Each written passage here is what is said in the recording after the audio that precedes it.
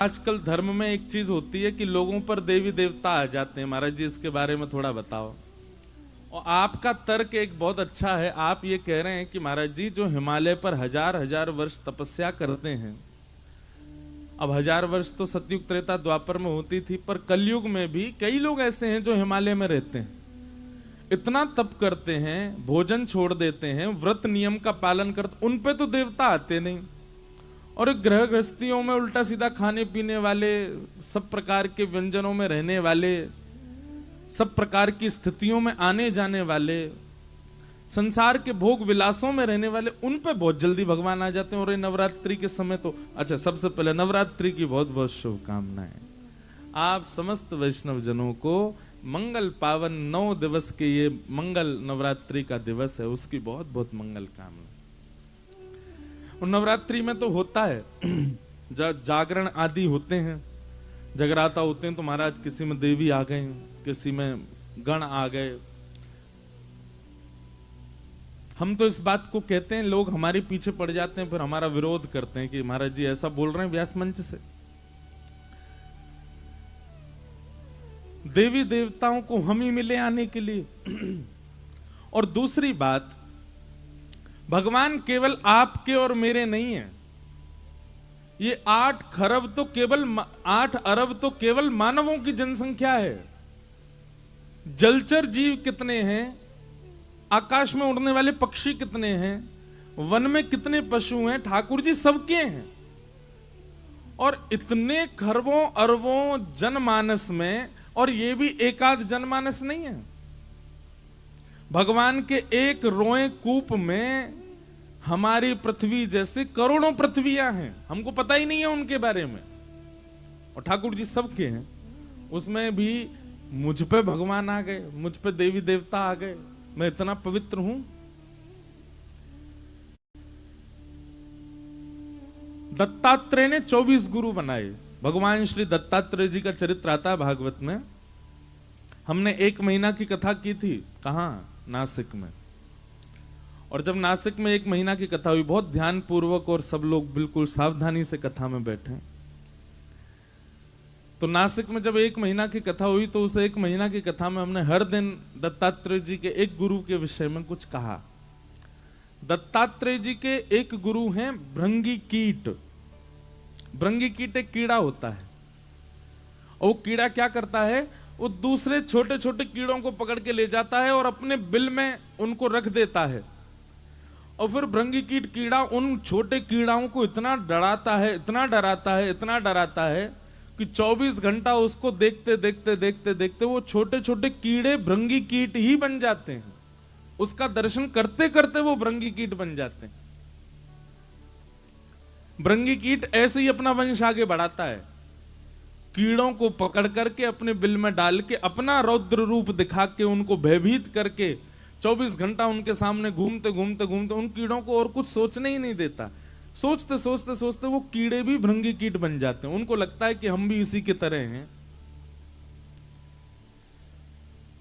ऐसा ही हम आप सबके साथ कभी कभी होता है। हम जिसको बहुत चिंतन करते हैं, या जिसको देखते रहते हैं, जिसके पास जाते हैं, जिसके पास बैठते हैं, कभी कभी साइकोलॉजिकली हमारा दिमाग जो है उसकी चीजें कैप्चर कर करके हमको उसके जैसा बनाता है।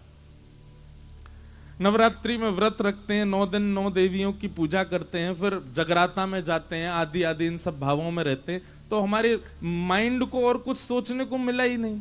उसी चीज में रहते रहते रहते रहते रहते रहते फिर ऐसा भाव प्रकट कर देता है कि मुझ में ही देवी आ गई हैं, मुझ में ही देवता आ गए हैं। और भैया आते भी होंगे ना, तो हमारी बहुत ध्यान से सुनिएगा बात, गण जरूर आ जाते होंगे, देवी देवता नहीं आते होंगे। हर देवी के करोड़ों करोड़ों गण रहते हैं साथ में, वो जरूर आ जाते होंगे कभी, और उनका आना कोई उसकी विशेषता ऐसी नहीं है। इसलिए इन विषयों में ज्यादा ना जाया जाए। फिर मुझसे किसी हिमाचल के व्यक्ति ने, उत्तराखंड के व्यक्ति ने कहा, आप हमारे यहां आकर के देखिए, हमारे यहां देवी आती हैं, हमारे यहां देवता आते हैं। पर वहां देवी देवता किसी मानव में नहीं आते हैं, वे देवी का स्वरूप धारण करके, हिमाचल में मैंने दर्शन किया है, वहां देवी का स्वरूप बना करके पालकी लेके जाते हैं। फिर वो पालकी में जो विराजमान स्वरूप है उसमें ऐसा आवेश आता है कि वो बिना किसी को उठाए ही घूमने लगती हैं, आदि आदि ऐसा होता है। तो ऐसे कुछ तत्व, कुछ भाव तो होते हैं, पर हम मानव इतने शुद्ध नहीं कि हमारे ऊपर देवी देवता आए, इसलिए इस बात में ज्यादा नहीं पड़ना चाहिए। फिर किसी का प्रश्न है कि भक्ति पथ पर चलते चलते बीच बीच में आपका रुचि या मोह कम हो रहा है विश्व के प्रति, अब पता नहीं यही लिखा है शायद, सांसारिक जगह में ध्यान भंग हो रहा है, तो उसको कैसे एकाग्रत करें। मतलब अब इनका प्रश्न यह है कि भक्ति पथ पर चलते चलते संसार से अगर ध्यान भंग हो रहा है तो क्या करें। तो भाई संसार से तो ध्यान भंग होगा ही, संसार तो छूटेगा ही। अब आप चाहते हैं कि संसार भी रहे और भक्ति भी रहे, तो एक म्यान में दो तलवार कैसे रहेंगी, एक ही के रह पाओगे। और दोनों पे रह लेते हैं ना, कई लोग बड़े वर्सटाइल होते हैं, वो संसारी भावों में भी रह लेते हैं और भक्ति भाव में भी रह लेते हैं, गिरेंगे एक दिन। दो घोड़े पे पैर धर के दौड़ोगे तो एक दिन गिर जाओगे, इसलिए एक ही के रहो। हां, ये जरूर कर सकते हो कि आप मानसिक भाव से आध्यात्मिक रहो और बाह्य भाव से संसारी रहो। एक नाटक आडंबर जैसा कर दो संसारी होने का, वो तो संभव है। जैसे अभी हम उल्टा करते हैं, हम क्या करते हैं, हम हैं तो संसारी पर दिखाते कैसे हैं कि हम वैष्णव हैं, हम भक्त हैं, हम ठाकुर जी के, हम बड़े पवित्र हैं, हम बड़े शुद्ध हैं, हमारा मन बड़ा पवित्र है, पर हैं बड़े संसारी। इसका विपरीत होना चाहिए। वास्तविकता में कैसे रहो, बोले परम वैष्णव रहो, पर दिखाओ कैसा कि आप तो महासंसारी हो, दिखाओ संसारी, रहो वैष्णव। उल्टा करते हैं हम, रहते संसारी हैं, दिखाते वैष्णव हैं, वो गलत है। रावण राक्षस है पर संत बनकर के आया है सीता जी का हरण करने, इसीलिए तो उसको मारा राम जी ने।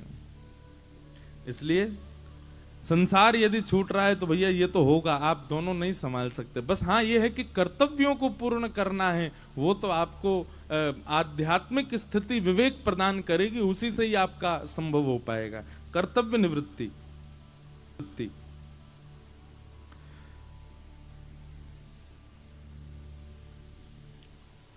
अगर हम बिना दीक्षा लिए वैष्णव तिलक उर्ध्वपुंड लगाते हैं तो क्या लाल जी के प्रति आडंबर है? नहीं, ऐसी कोई बात नहीं है, हम इसका उत्तर दे चुके हैं। आप एक स्वरूप तिलक धारण कर सकते हो, दीक्षा के बाद गुरु प्रदत्त जो तिलक स्वरूप है वो धारण करो। फिर आपका अगला भाव क्या है, जब परिवार के सदस्य हमसे पूछते हैं कि तुम लोग ये तिलक या तुलसी माला क्यों धारण करते हो और किस लिए धारण करते हो, तब हम उनसे कहते हैं कि हम तुलसी माला और तिलक लाल जी को प्रसन्न करने के लिए धारण करते हैं। तो वह हमसे कहते हैं कि ये तो आडंबर है। बोलने दो। देखो एक मेरी बात सुनना।